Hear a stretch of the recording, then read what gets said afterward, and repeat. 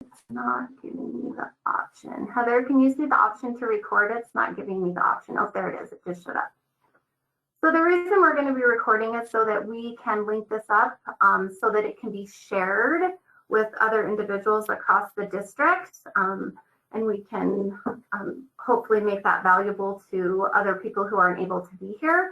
I would also request that if you are able, if you could put your name, your email that you would like the information sent to, and your position within your agency in the chat so that we can gather that data and information.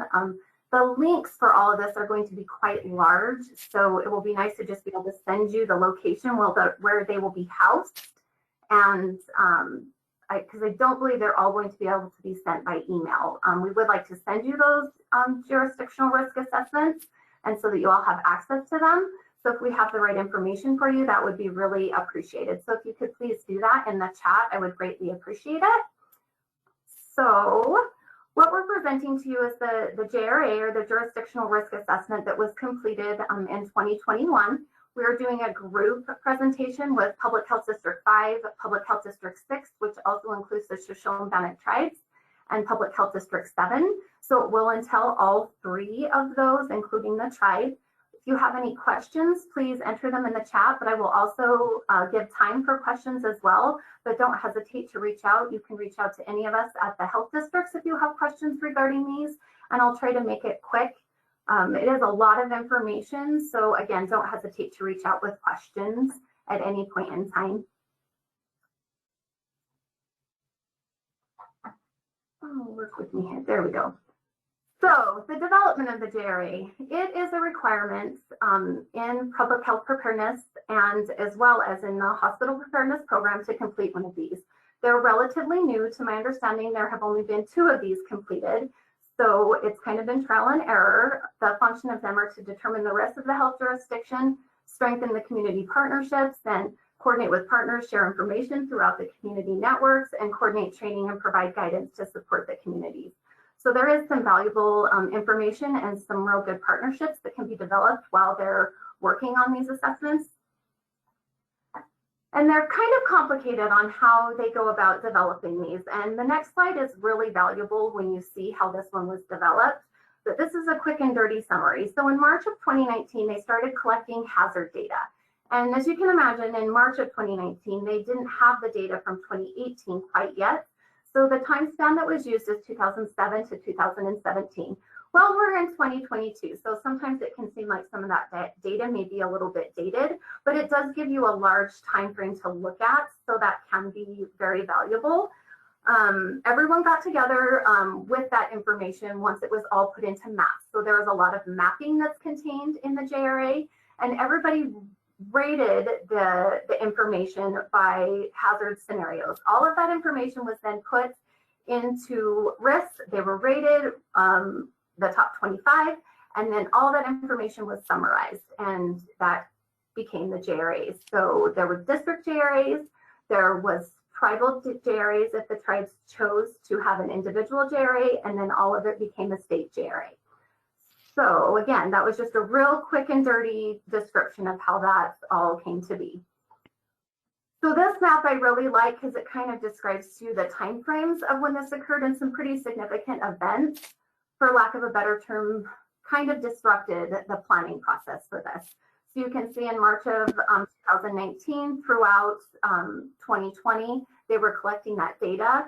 And just as the districts and our communities, that information was going to be coming to the communities, and they were going to get education on how to rate their hazards and how this was going to look, Idaho declared a public health emergency due to COVID. So you can imagine that training was potentially disrupted. So that was just a complication that occurred while this JRA was trying to be put together. So our communities still were able to come together and go through this process, but it just did add a layer of complication, and that is acknowledged in the JRAs that did occur. All of the slides that I have in here, all of the images are from the JRA, so you can go and find those and look at them, and there's additional information as well. So then, as the community meetings to pull everybody together to assess their hazards was just as COVID vaccine was arriving in Idaho. So again, another layer that was added to that piece as well. So our communities really stood strong and were able to do a lot of incredible things while this JRA was being put together. So really proud that they were able to do that. So at those community meetings, when we had all of that hazard data, this is who participated in those meetings in each of our districts. And I thought it was important. I know this is a lot of information on one slide, but I thought it was important to show you how it varied across our districts on how we were able to have our communities participate in those. And some challenges were harder than others because everyone was so busy with COVID response.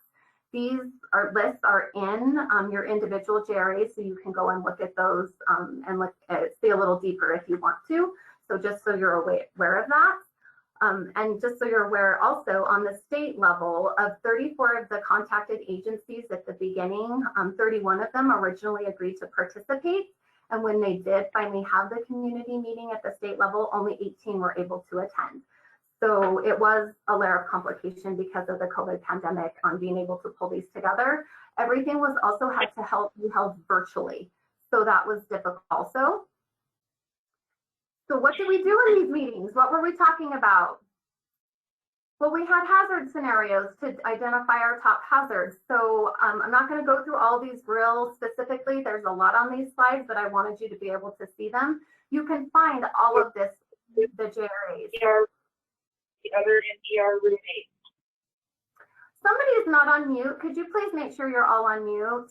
I would appreciate it. So there are multiple scenarios, and in the Idaho JRA, the state of Idaho JRA, all of the scenarios are listed out if you want to see those specifically. This lists all the natural scenarios and just a couple of examples. Here are the biological scenarios and the different examples.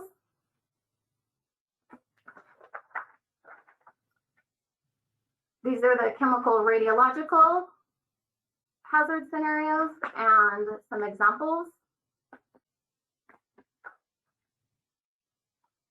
And then the technological and some examples.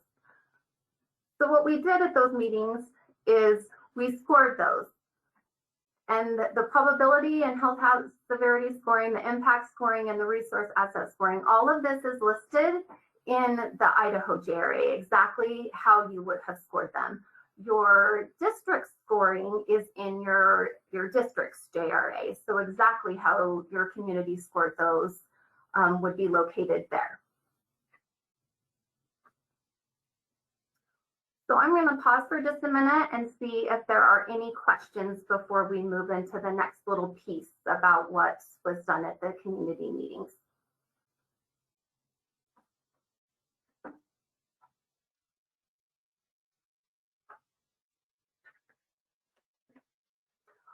So Kevin has asked who was involved from the Shoshone-Bannock tribes. I can't read it on my printout here, but they were listed in the PHD5 because they did choose to participate and be part of that district assessment. Statewide, all of the tribes except for one chose to be part of their districts. If you go to the PHD6 individual JRA, it lists all of the individuals who participated. So we can pull that and look at it if there's time here at the end, but you can see that in that individual assessment as well. Oh, let me try to go on. And that's the same for all of the JRAs. You can see more in detail who participated in the counties, at the county level, at the district level, and also at the state level who participated. There's a full list of everybody who was involved.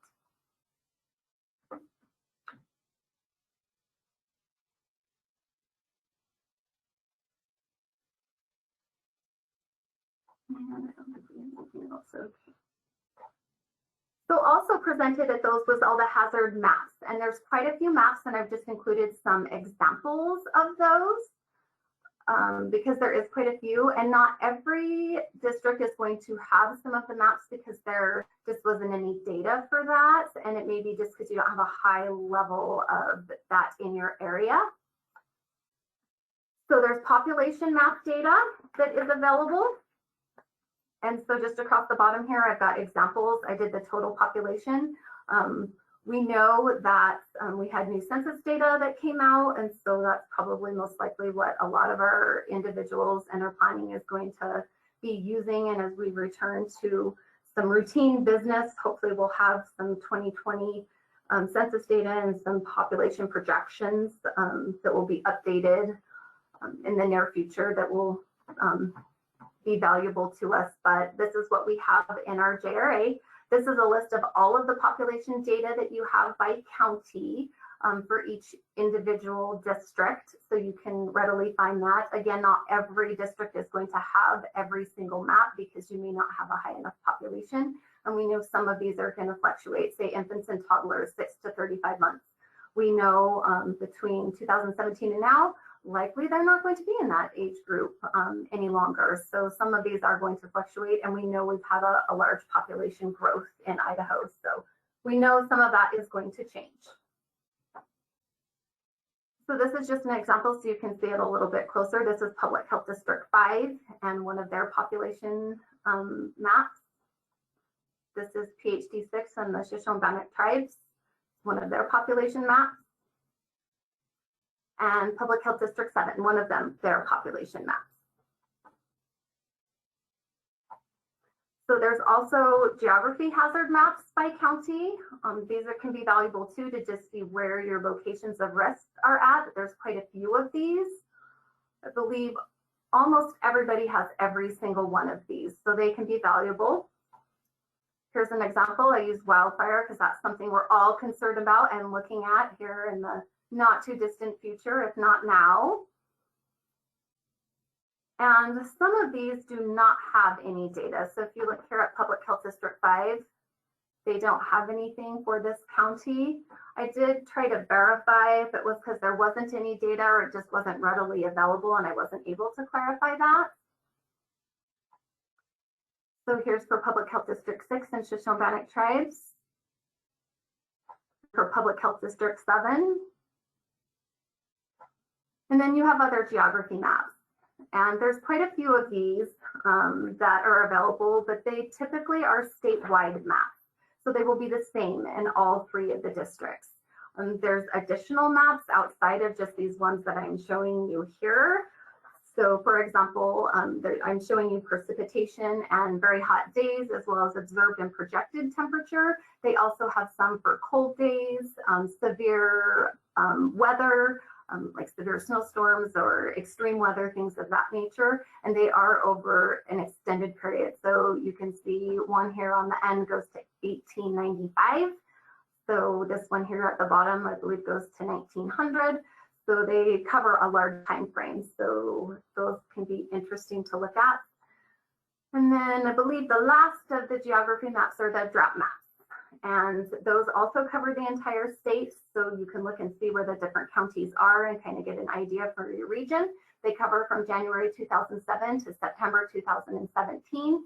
If you are interested in getting more updated drought maps, the Weather Service is phenomenal at providing some excellent information here. I know the location here in Pocatello, I know they extend into the Idaho Falls in a large area.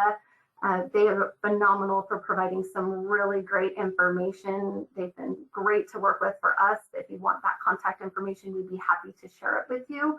I know the recent maps I've seen are a lot redder than this 2017 map that's here. So if you're interested in getting more updated data there, but don't hesitate to reach out to us. They do some great presentations and can give you some great information on getting great weather projections and very specific for your counties and locations. They're very, very good at that. Specifically, in considering that all but 10 of our state or 10 of our counties within the state have been entered into an emergency declaration for drought. And that includes all of the counties that we're discussing today in districts 5, 6, and 7. So again, coming back to how did we identify those top hazards at those community meetings? So they had all of those maps available. They had all of those hazard scenarios that we skimmed over fairly quickly there. And they discussed all of those hazard scenarios and they rated them all based on a probability score, a health severity score, an impact score, and that included how it impacted the community, how it impacted the public health system, the healthcare system, and the mental health. Again, you can look at the specifics of the scoring when you look at the state of Idaho JRA. Oh, sorry about that. Didn't mean to go forward. And you can see that information in detail. They also discussed the resource asset scoring, and that's how the available assets and how it would affect them for responder agencies and the community agencies. All of that was put into the relative risk score. They completed the ranking, and that brought us to this, the top 25 hazards. This is, again, a lot of information, but I wanted to put it all onto one page just to show you how different each district and each community recognized their risks. I think the only two that were on the top 5 for everybody was pandemic flu and emergent disease, which isn't surprising because we were doing these hazards assessments right in the middle of COVID in December 2020 and January of 2021 when those community meetings were being held. So that's not surprising that we ranked those extremely high because we were very concerned about that in our communities. Everything else is kind of all over the board. So, and it can be very specific to what's in the here and now and what's going on in your community. But still, we base those and all of these individual scores and how they were risk can be found in your individual JRAs.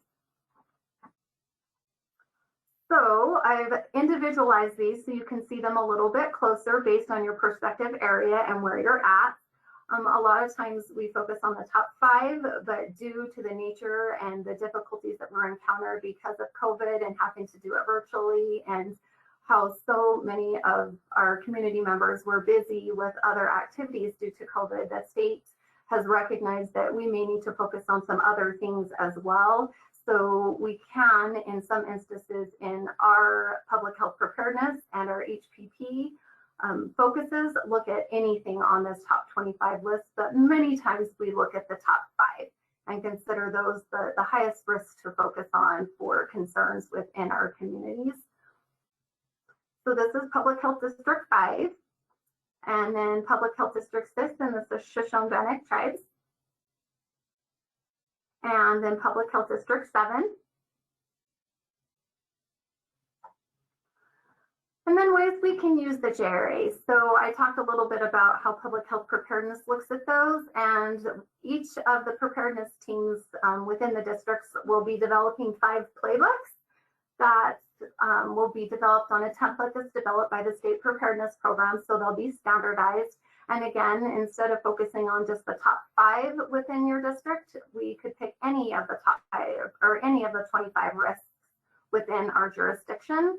I'm not aware of how District 5 or District 7 are determining their 5. I know in District 6, we sent out a survey to all of our shareholders and community partners to ask what 5 they would want to be developed, what was most important to them. So that's how we decided which 5 we were going to develop. There's, no really right way to determine that on which one should be done. Other ways you can use it is to estimate fatality management, and that's the requirement of the public health preparedness program. So that requirement is 3 of the top 5 hazards, and to estimate the number of body bags that may be needed, storage capacity, and associated equipment. Excuse me. You can also use it to identify any known or potential hazards for mitigation planning. I know a lot of our communities are doing mitigation planning and can get funding to assist with doing that. You can also recognize high populations in hazard areas. So looking at your maps, knowing if you have a high population that's at risk for, anything such as landslides or earthquakes or avalanches, things of that nature, recognizing that those are there, or identifying if there's hazards in a high population area, if there's a scheduled event, if you've got something going on up in the hills and you recognize there's a high risk for something occurring there at a certain point in time. So it can be utilized in several ways and can open up conversation with your communities and your partners on identifying things that could potentially happen, and recognize that your community is worried about certain risks that you may not have thought of before. So with that, hopefully I haven't taken too much of your day. Is there any questions or concerns? Super interesting stuff, I know. Like I said, and Heather reported, we are recording this so that we can send it out. We will send out the links so that you can access the presentation and it can be shared. Hopefully that all goes to plan. We will also send out the links to those JRAs so that you can look at them and review those to whatever extent you would like, as well as the State of Idaho JRA. And you can also reach out to myself here at Public Health District 6. Brenda and Troy also partnered with me to do this from Public Health District 5 and Public Health District 7. So, you know, if you have good things to say, you can definitely reach out to them. If you have complaints, you can reach out to me, since I'm the speaking piece behind this. So, but if you have any questions or concerns, or you want to know more about the process or what's entailed in it, how it all occurred, definitely reach out. We would be more than happy to answer any of your questions. And you feel free to share this information with anyone you think that it would be valuable to, or that could utilize it, or any other community partners that you can think of would benefit from it.